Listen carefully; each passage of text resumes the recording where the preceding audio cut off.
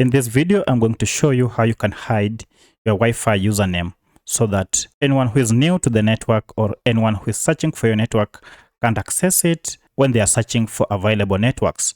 And only those who have your network name or your Wi-Fi name will be able to log in or to connect to it.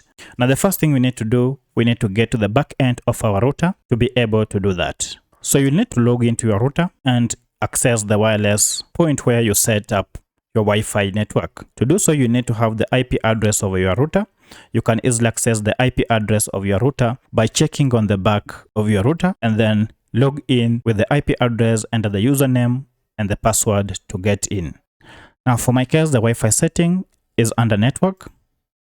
It might be different from yours. And we are interested in one setting. Locate SSID settings on your router and click on it. Now, from the SSID settings, you will be able to see the SSID name, which is the name of your wireless network, the Wi-Fi. And as you can see, mine is access. Now, I want to hide this Wi-Fi username so that anyone who is searching it will not find it. Now, on your SSID settings, look for hide SSID option. As you can see, mine is here. So I'll go ahead and check on it. Once you have checked on yours, go ahead and click on submit to effect the settings. And that's it.